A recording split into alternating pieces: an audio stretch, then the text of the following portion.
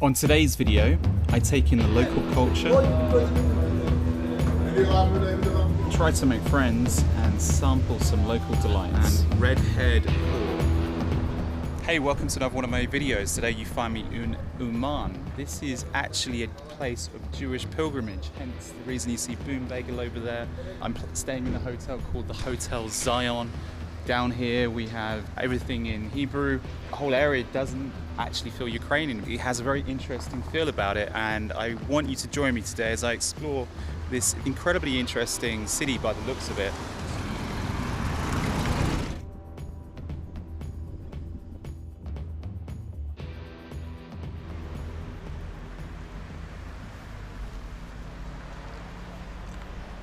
So I've just arrived at this park on the edge of Uman. Every communist's wet dream there. We've got a picture of Lenin, and then this statue is a man called Chernovsky. Now I have to admit, I need to look up what this man did, but he's the hero of the Soviet Union. A mighty fine statue he is, and it's nice to see the fact that this man is still celebrated.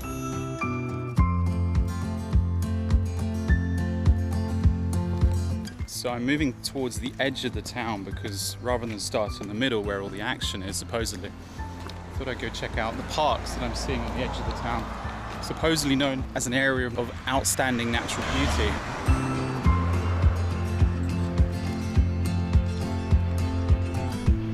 Up there with the 5G mast, very old school Soviet hotel, and there's a wedding going on, so we're not going to disturb them. I'm going to go check out this area.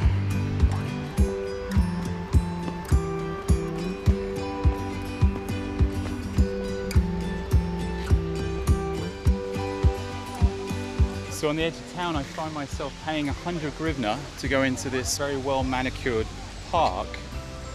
I get the impression, looking at these waterfalls, they're not entirely legit. They may have been manicured and put here. But this could be the place that Mussolini and Adolf Hitler met. Apparently during 1941, they came down here, had a bit of a meeting, and they apparently met where there was an area of outstanding beauty, and it makes me wonder, was it here? I don't know.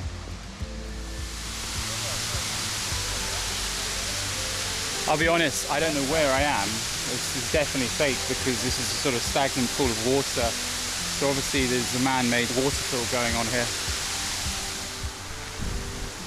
Basically I paid to see a giant pond structure. Entrance is there. I could have just stood by the road, taken it all in from here and not paid 100 hryvnia.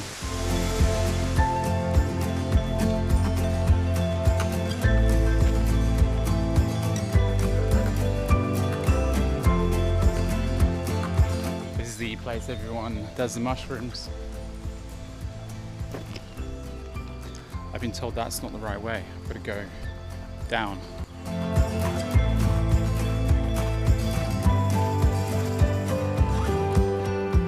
This is starting to make up for the 100 hryvnia.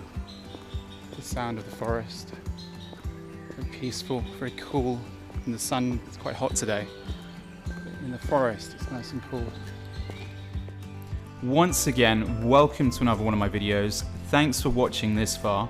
Today, as you can see, you find me in the small town of Uman, which is located halfway between Kyiv and Odesa. Before we go any further, as you are still watching, do click that like button, and it would be an honor if you could subscribe to this channel also. The channel focuses around travel, politics, and techno. However, as you will have noted, its focus as of late is discovering Ukraine. So I hope you will find this useful should you be preparing for a trip to Ukraine or you simply have an interest in the region. Now, what can I say about Uman? Well, it has a population of roughly 83,000 lovely souls. This is Sofiyivka Park. The park is located in the northern part of the city near the Kamenka River. I hope I'm not brutalizing that. Now, according to the literature, some areas of this park are reminiscent of an English garden. And I have to say, as an Englishman, I kind of agree. There is definitely some Englishness about this garden. Today, the park is a popular recreational spot. Pre-COVID, it attracted annually some 50,000 visitors. The park accounts for over 2,000 types of trees and brush, local and exotic. Now, a little claim to fame and a little bit of a pub quiz fact. In 1985, the small planet number 2259 was named Sofiyivka, which is obviously named after this park. Maybe even that planet has an English garden already. Sofiyivka Park was voted by internet users as one of the 7 wonders of Ukraine. So it would have been rude for the wandering Englishman not to visit, hence here we are today.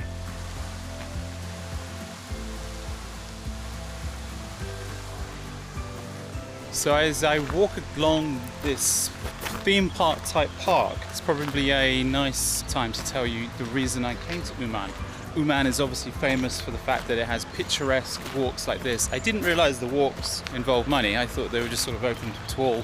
However, I like the fact that they're capitalizing on what they do have-ish. But why not? Why not indeed? It basically means it's well maintained. Uman only established itself as a city or a settlement back in the 17th century. I think it was around about the mid-17th century that it sort of became first a settlement. So it really isn't that old, at least in the scheme of things. I appreciate for my American viewers, middle of 17th century does seem old. But this place was inhabited by Cossacks, it was inhabited by the Ottoman Empire, inhabited by various people that swept through it over the ages, from the Nazis to the Soviets. This place has seen some action in its 350 years of history. And now, we are here.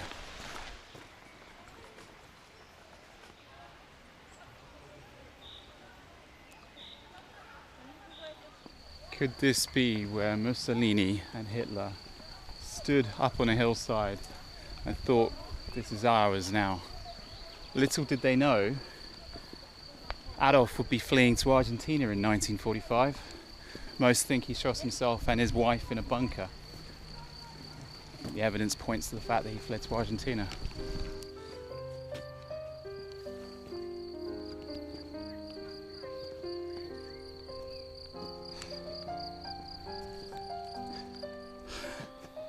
Quite the view, and very peaceful up here. The heat of the sun, it's about 23 degrees, and you just think, what may have gone on here? The whole region, once Uman was captured by the Nazis, this is where effectively Mussolini and Hitler, somewhere around here, I don't know if they stood up here, I honestly don't know, but they were certainly captured in many photographs in the region of Uman, and they were just sort of taking it all in, thinking, this is ours. Obviously, when the Nazis came through, they basically deported a lot of the Jewish community that lived around here. Probably not a lot of them, probably pretty much all of them. Sent them off to concentration camps. Once the Soviets took the region back, I think around about 1944, the Soviets then put people that were sort of dissident to the Soviets later down the line into the gulags. So people that have had a fairly rough time in this region. We obviously had the famine in Ukraine, which ended the lives of millions once the Soviets gained power. And this region was one of those regions that really adversely affected. But you wouldn't know it now. In 2021, you really wouldn't know it now. Lush fields, the wealth seems to be growing in Ukraine generally. I was shocked actually by the fact that walking around Kyiv just yesterday, all of what used to be broken paths and broken roads seem to be either in transition of repair or have been repaired. The new president seems to be doing a good job, and Ukraine seems to be on the up. Obviously my intention is to visit the grave of the Rabbi later, but a little bit of background. Once the Soviets did come to occupation, and I think during the Nazi reign as well, the graves were completely destroyed, but someone came back once the Nazis had left here, found the rabbi's grave, and then have put it in the position that it is now today. Once the Soviets ended their reign of terror in 1989, at the fall of 1990, tours began. A lot of the Jews started coming back to the point where in the late noughties, 2010s all the way up to the 2020s, we now have something between 20,000 and 40,000 Jews that make the pilgrimage to Uman. I'll tell you a little bit more about the pilgrimage later.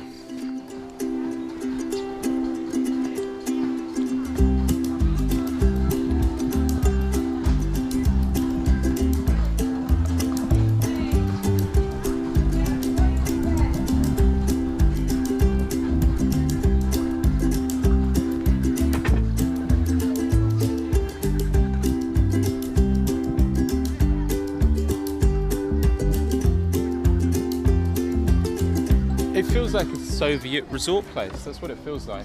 We've got this sort of kitsch type rides going on here.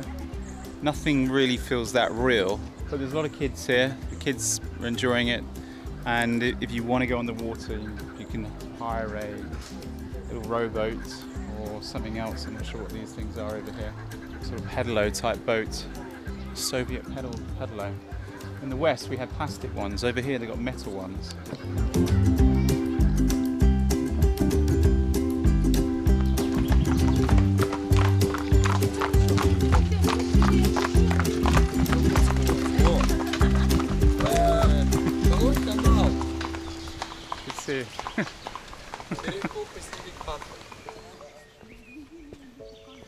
Remember when I mentioned this was one of Ukraine's 7 wonders? Well, other places on the 7 wonders list included the Kyiv Monastery of the Caves, which you'd have seen in my Englishman in Kyiv video, and Sofia of Kyiv, also in that video. I will try my best to make it round to the other places, which include Camelot, Odesa, and Chernossies. And until I get there, I'll probably not learn how to pronounce them. It's all very manicured, and the little thing that you just saw back there has a bit of superstition to it, at least to the locals. They believe if they walk around in a circle, good things will happen to them, who knows. The ridiculous thing is it probably was curated in the last 30 years. What is that? Look at that.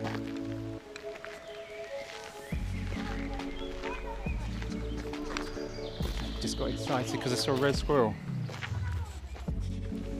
Okay, so if you think of this as a sort of botanical gardens in a way, and you enjoy the sort of manicuredness of it all, then the 100 hryvnias is money well spent, because to be honest, being surrounded by this beautiful nature, despite the fact that it's manicured, you get the chance to see the odd red squirrel, you hear birds singing. I just saw this blackbird just doing a wonderful rendition of, what blackbirds do best.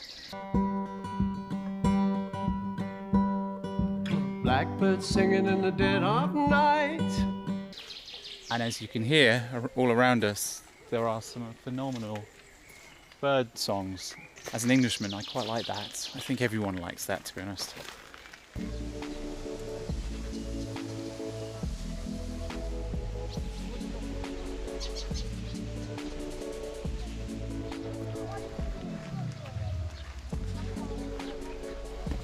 Very common sight in Ukraine, people getting married. Seems to be a much more common occurrence, I've noticed, in Ukraine than anywhere else in Eastern Europe. They get married on Mondays, Tuesdays, Wednesdays, Thursdays, Fridays. Always getting married.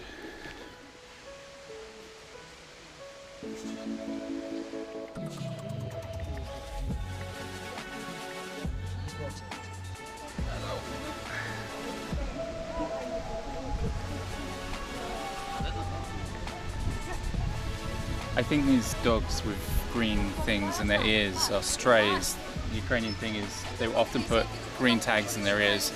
But that was it, that was the end of the park. I've just got to the exit. Enjoyable park for a couple of hours. I was expecting it to be more natural, but it's a very humanly manicured park, worthy of your time. These guys like it. Do you like it? No, he's not interested. So we're back at the Soviet hero, and because it's been an incredibly long day, I think I'm going to see the rest of this city tomorrow. But I've got myself a Zhigulevsky beer, and if you say Zhigule, that basically means old Soviet car. And given the fact that this is an old Soviet hero, I think it's quite fitting to be drinking the Zhigulevsky.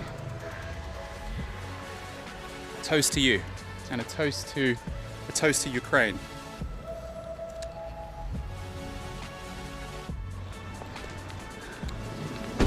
I really should be eating one of the Jewish restaurants, but as I have a second day here, I'm going to try out the Camelot themed restaurant. Cable guy, you know that? Also, maybe I'm missing home. I might get blocked because of the music, I'm not sure if I'll use this. Just been to order a cocktail. Look at these cocktails. Some of the names of these cocktails, excuse my French, but these are real names of what the cocktails are. I took a picture of the menu and used Google Translate. Lick My Pussy, Bend Me, 69, Take Me to the Beast, Amuse sex with me, screaming orgasm, we know that. Sperm, just called sperm, that one. And red-haired whore, kinky orgasm, sit on my face. Smooth pussy, there we go. Hot dick, wild sex, after sex, and these are names of cocktails. My ambition is to try and go through all of them, see if I make it out alive.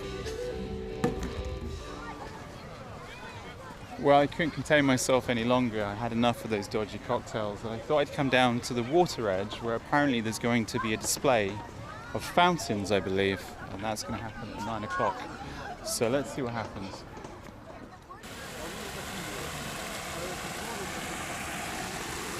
I thought the dancing fountains was going to be in the water. Turns out it's this. It's okay though. We've got a crowd over here, we're going to check it out.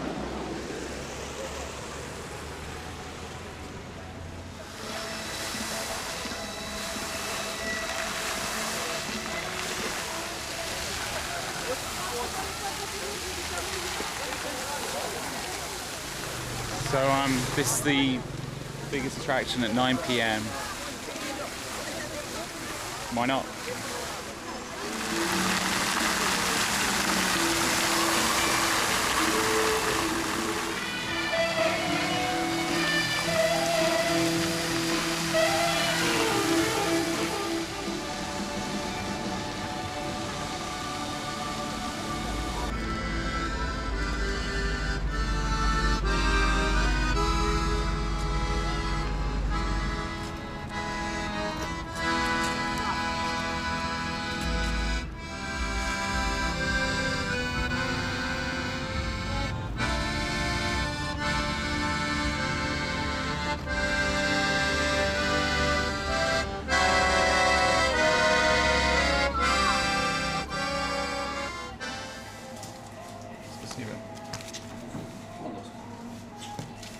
So what I'm getting here is unfiltered beer directly from the draft.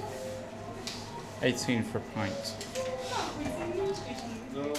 The next morning.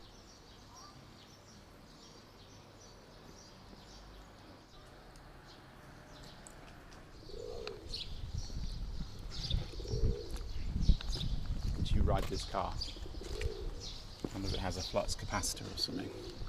It's got something. So you may have noticed everything's closed. It's a Saturday, but everything's closed because in the Jewish calendar, Saturday is a day of rest.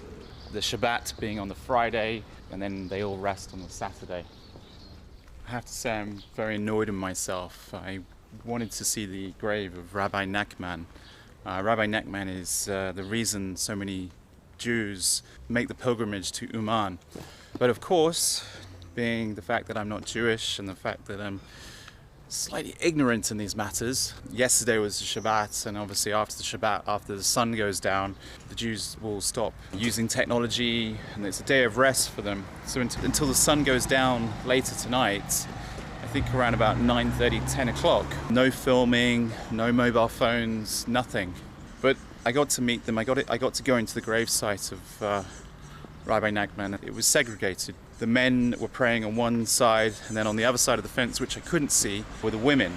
But in the room that I saw, people were sort of leaning down, kissing what I think is where Rabbi Nackman is buried, under a cloak. And usually you give a coin and it repents your sins. By giving a coin, you could be the biggest sinner in the world, but as long as you give that coin plus recite the 10 Psalms, effectively 10 verses, you will be forgiven. You will not end up in purgatory. It's a real shame I couldn't film it because it was a beautiful room, really beautiful room. Imagine, if you will, school desks lined up, or lecture theatre lined up, and all of the Jews were sort of praying, and there was a man at the front kind of giving a sermon, but there was a sort of free-for-all of people walking around. I was the only non-Jewish person in the building, and I'll be honest, look at the way I'm dressed. I felt underdressed. They were all in their cloaks. I had a skull cap on, but obviously I couldn't film any of this. I met a lovely man called Yusuf. He promised that he would give me more insight into it later, and I hope that will be the case. Maybe I'll even get a chance to film him. But he gave me this book and another book which I promised I'd read. Generally very interesting.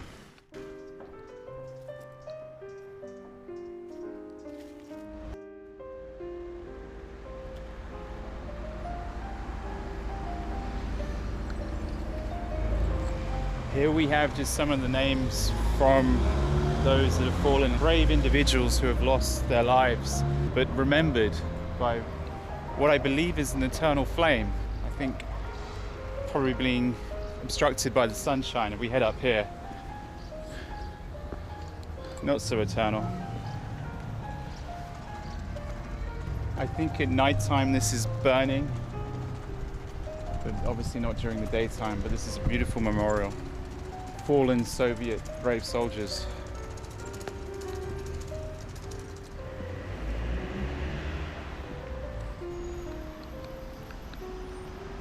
What I love about this is it's remembering the brave men that fought probably from here between 1941 and 1945, yet it doesn't just have the men that died in 1945. Look, this man, 1980, 1976, 79, 2006, 84, 54 and 71. These men were awarded the medal, probably the Medal of Honor, and they're still remembered.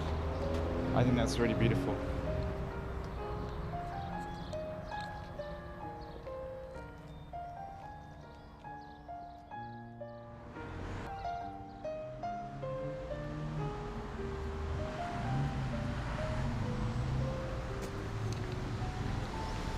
These brave men and some women have gone off to fight in eastern Ukraine and they're remembered here.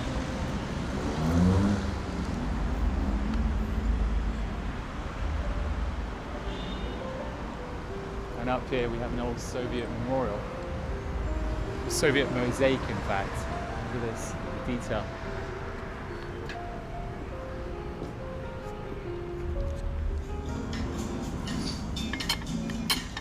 A Georgian delicacy in Ukraine.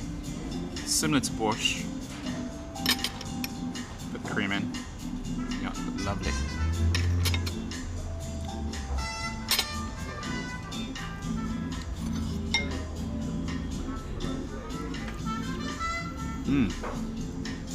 That's good. That is really good.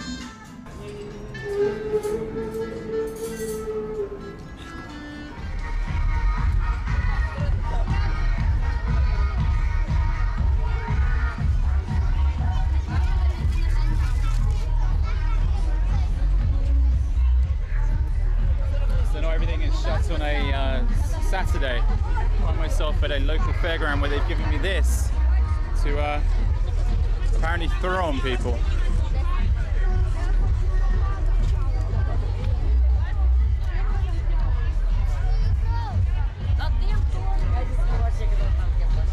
It's quite a delicacy in Ukraine, dried fish. You have dried fish with beer, you have dried fish, very tasty.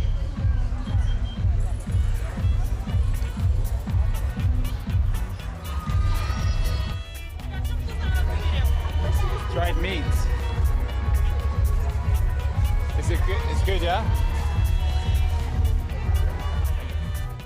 Not all of Uman was shut on a Saturday. 80 to 85% of the population isn't actually Jewish. So it's only a small part of the town that has the Jewish quarter. Yes, that's the quarter that I stayed in, but the rest of the town is predominantly Ukrainian in ethnicity. And that basically means that business as usual on Saturday for the rest of them. And because of that, they had themselves on a town fair. And at this town fair, there was predominantly lots of kids performing their musical renditions on stage and families just out for a good day. But also lots and lots of kids throwing paint powder up into the air. A little bit like the Indian tradition, where you go to Indian festivals and you get covered in paint powder. This phenomenon seems to have caught on all over the world, I've noticed. You'd be hard pressed not to find one of these fairs or festivals in pretty much most European countries, and I also know North American countries around the world in recent years, because why not? The kids find it fun. Not a great place to go if you want to keep your clothes clean, but as the town seems so quiet, I thought it was appropriate to check out this fair very briefly before venturing on elsewhere to find more historical monuments. Clearly not old enough. That was a kids' event. They're throwing paint all over each other. You get given paint on the way in. I gave mine to kids. It wasn't for me. I'm a little bit too old. What's really strange, I've seen this same graffiti all over the place. Someone is obsessed with the occult here, or at least they think it's edgy by putting 666. I mean, what if there was a small chance that that number had real meaning? What if there was that small chance? Would you take the risk, even to be edgy? I think it's an unwise move. Who hath summoned me to this realm?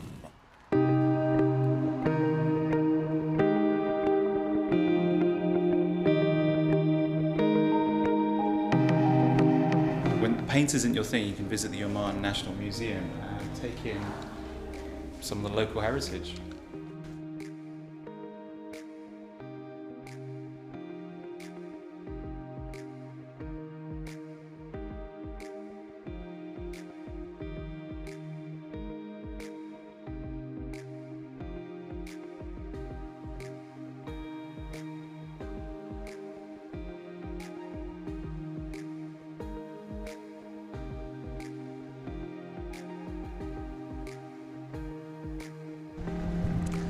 So that was the National Museum. I have to say I wasn't actually allowed to film in there, so I got as far as the fossils. I snapped a picture of Shevchenko, but what was basically happening in that museum, every cabinet almost sort of fast forwarded in time every 200 to 300 years. One room alone, the size of a small living room, would have basically covered 2,500 years worth of history. Nice museum, lovely people. A couple of babushkas were showing me around in their best ability. I think even to stop me filming, but also they were just being very nice people. And now all the museums are shut today. If you want to come to Uman on a Saturday, I don't recommend coming on a Saturday because everything's shut. Come on a Tuesday to a Friday, and most things are open.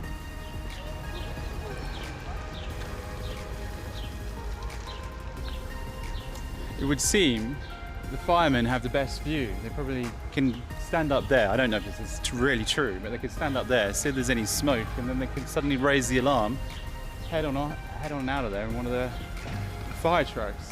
Now, it looks like the main fire truck is away, possibly at that festival, which is back there. What a machine. Beautiful fire station.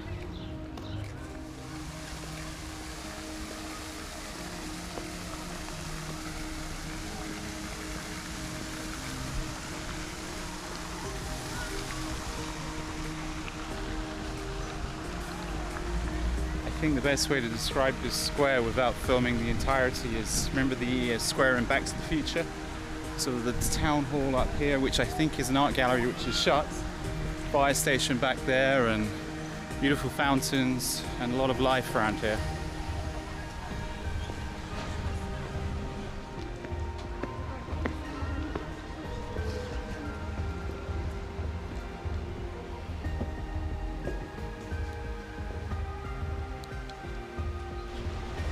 Well, I think that may have been the final museum of the day.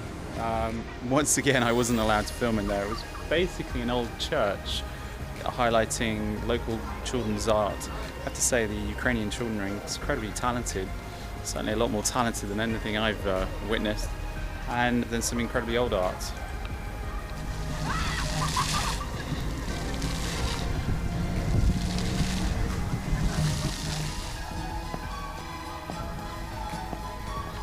And as I've run out of things to do in this town centre, I've come back for more.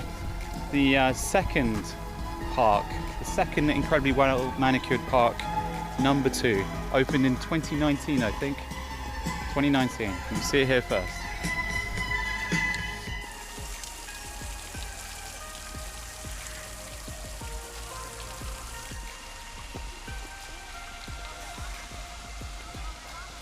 Am I in Scotland?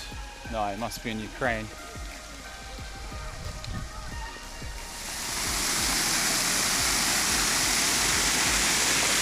There we go, we're gonna get the wet camera. That, eh?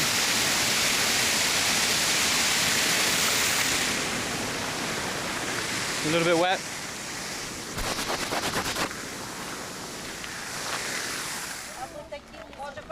This is one thing you'll notice about Ukraine. It's incredibly family orientated. You also notice the homogenous sort of nation, the fact that everyone in Ukraine is generally Ukrainian. I'm an exception to the rule. You won't find that in Western Europe or in the West. You even have Japanese garden with ninjas. How about that? Just going over the historics in more detail, Uman was first mentioned in historical documents in 1616 when it was under Polish rule. However, the Cossacks came through. One of the Cossack colonels, a chap called Ivan and Bohdan Khmelnytsky, who you'll see statues of all over Ukraine. The town was taken in 1648. However, the Poles retook it back in 1667. But it didn't last for long because it became part of the Ottoman Empire in 1672. But then the Poles took it back again in 1699. Due to the sort of back and forth of the nature of who owned the town, a lot of massacres happened here, and some really brutal massacres. We will probably never realize the atrocities that were committed in this region. You can bet your life if the Ottomans were involved, then there was some serious brutality going on. So like yesterday, you pay 100 to get in. However, the size of park number 2 is a fraction of what park number 1 is. At least with park number 1, we had the beauty of all the forests, we had the beauty of some magical plants. Here we've even got fake cows. I mean, don't get me wrong. It feels like you're expecting Goofy or Mickey Mouse to spring out at any time, but it's lacking in the Magic Wonderland characters.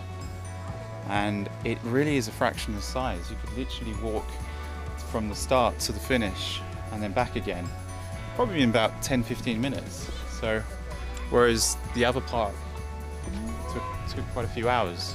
So there's a big difference if you're trying to debate which one to do.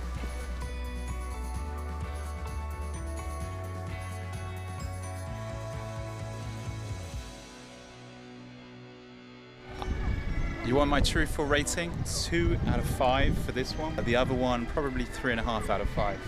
That's my truthful rating.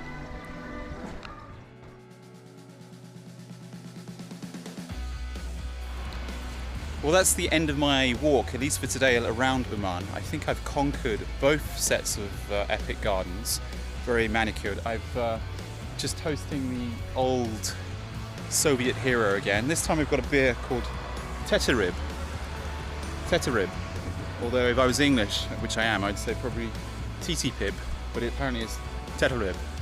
Probably, and I apologize to the city of Teterib, because it's a city about 300 kilometers outside Kyiv, which I hope to go to, and this is where this beer is from.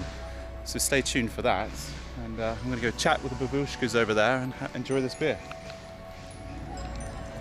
If you're as ignorant as I am, the only way to sort of understand what's going on, because if you try and talk to people, say, what's this, it's not going to happen. So you use Google Translate, point the camera at it, and or just take a lucky dip like I normally do. I just say, what's this? This looks like cheese. Some of these are apple. I understand these are mushrooms. So I think I'm going to go for I think this is apple, from my understanding, I think. Let's see if it's any good.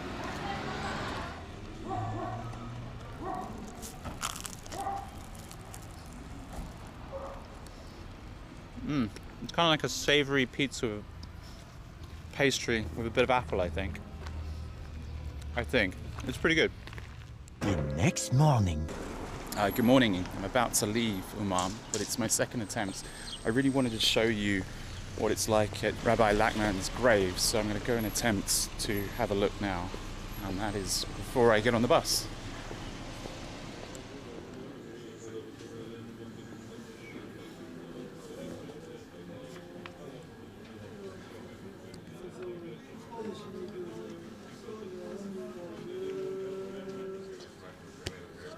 Amen.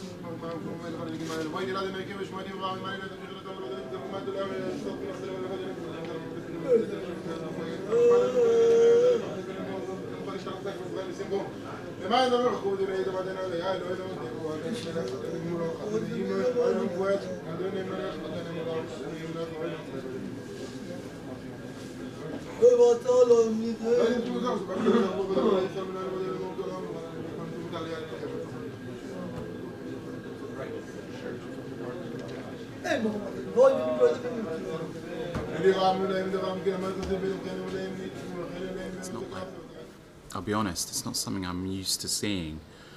People really engrossed in what they believe and really their life cause, from my understanding, having had conversations yesterday.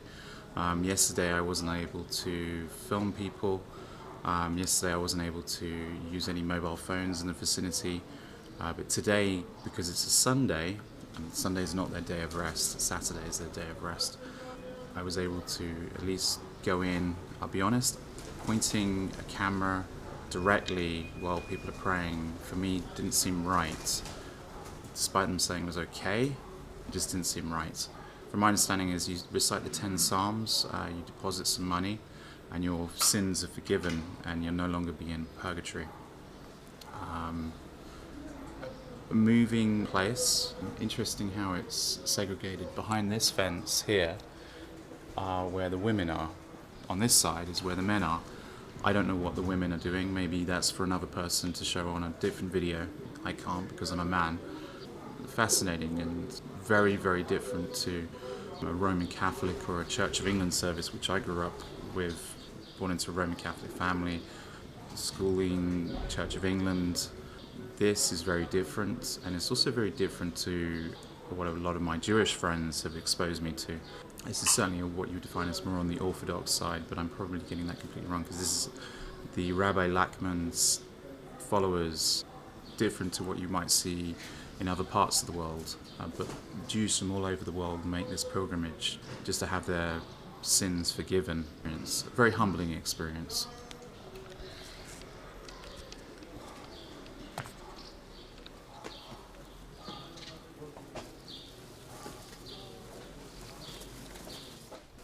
So just here it gives us an idea of what's needed. You give the coin to charity, and then you give the recitation of the Tikkun HaKali, and I'm butchering that, I apologize, and then the 10 designated chapters of Psalms 16, 32, 41, 42, 59, 77, 90, 105, 137 and 150.